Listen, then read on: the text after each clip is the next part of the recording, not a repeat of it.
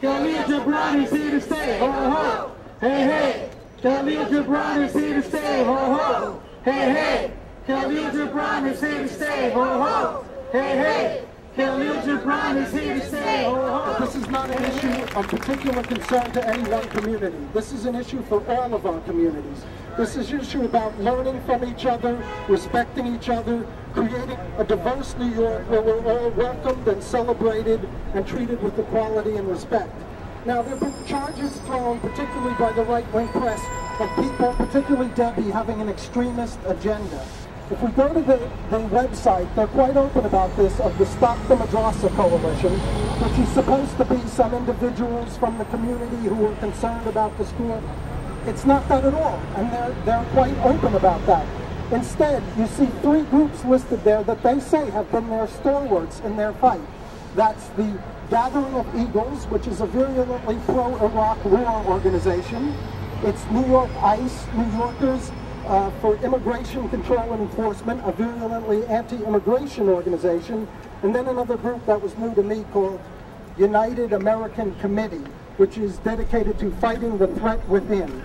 So if there's any people or groups here that have an extremist agenda, just go look at those groups' website and see what they're about. We're also here to call on our elected officials to act as leaders, not to pander to racism or bigotry, but to stand up and defend them. I'm Mona El-Dahri with Arab Women Active in the Arts and Media.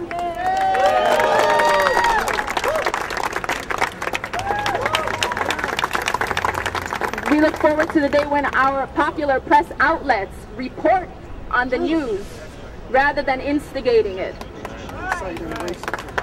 We found ourselves in the crossfire of a media war against the Khalil Gibran Academy because we produced t-shirts a few years ago that bore the slogan Intifada NYC, which for us is about empowerment, shaking off the silencing and the stereotypes that have been imposed on us by the media. We are an organization that empowers young women to take leadership in media and community organizing. Unfortunately, our young women couldn't be here today because of harassment by the press and safety issues. And I have to say, I am horrified at the lies and distortions that have been said about the school. There's not a word of truth in any of it. KGIA, and these are quotes, anybody can get a copy of the proposal and see. KGIA is designed to be a multicultural oasis of community, connection, and learning, preparing graduates to be ambassadors of peace and hope who are able to create bridges of understanding across cultural and other differences. Anyone who compares this to a school of Islamic indoctrination has never read this proposal. This was never meant to be a Muslim school. This was never meant to be an Arab American school. It was and will always be meant to be a school for the diverse children of New York City who have a right to learn about different cultures in an environment where that is valued. The kinds of graduates that this school is going to produce are the exact opposite of the people who have been attacking it. Instead of talking about inclusive communities, they're talking about demonizing and vilifying innocent people.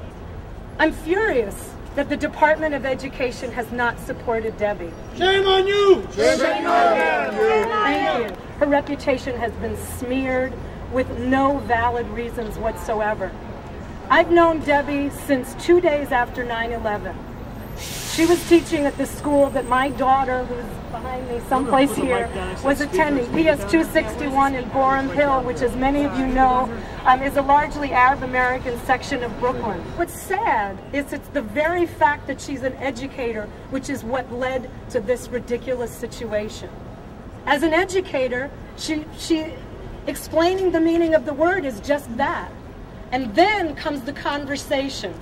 This is what word means to me. What does it mean to you? So yes, it's a provocative word. And yes, some people may be offended by it. That's the beginning of the conversation. It's not the place for us to disconnect and stop talking. How the Department of Education is going to let a tabloid newspaper influence policy is beyond me. And it's atrocious and it's unacceptable. Bring Debbie back. But before that, Bring Debbie back!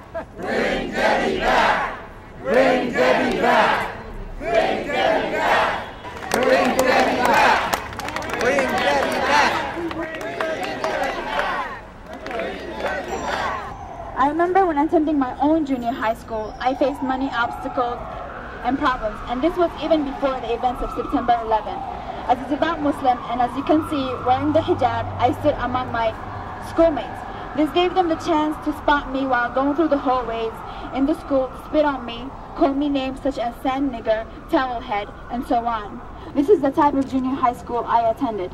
The creation of Khalil Gibran School would offer our community security and a place where they would be tolerated, especially after the events of September 11.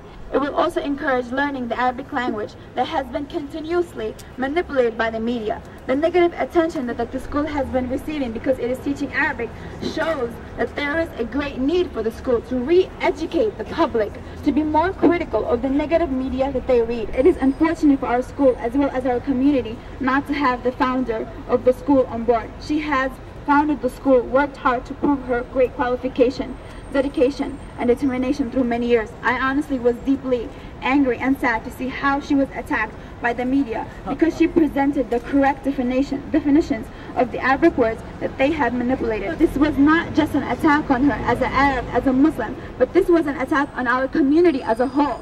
The media has not just only played a role in reinforcing negative stereotypes of Muslims and Arabs, but now it has stolen our beautiful language and manipulated to confuse the minds of its readers.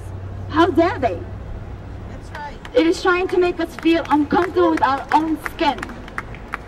Now I must say that this is the duty of our community, whether Arab or not, whether Muslim or not, to give support for this new school. At the same time, to give back support to Debbie Almontaser to come back. Thank you. Bring Debbie back! Bring Debbie back! Bring Debbie back! Bring Debbie back! Bring Debbie back! Bring Debbie back! We wrote a letter to UFT President Randy Weingarten because we believe she played a particularly destructive role in Debbie Almontaser's forced resignation, and through her actions participated in furthering a climate of hatred and anti-Arab and anti-Muslim racism in our city. We continue to believe Ms. Weingarten should be making a public apology for her outrageous actions.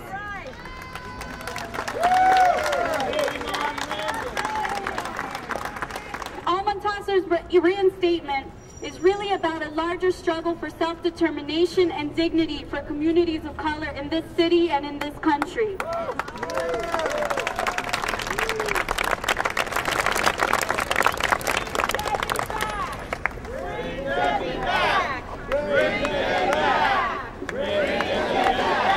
My name is Reverend Clinton Miller. I'm the pastor of the Brown Memorial Baptist Church in Brooklyn, New York. And we have 1,000 congregants who are in support of the continuance and the development of the Khalil Gibran Academy. It was Malcolm X, El-Hajj Malik El-Shabazz, who said, if you're not a part of the solution, you're part of the problem. But he wasn't the first one to say those words. It was none other than Khalil Gibran himself who first penned that quote. If we know the language, we can disseminate what is rhetoric from what is truth. And without the Khalil Gibran Academy, our young people won't be able to do that. What do we want? Justice! When do we want it? Now!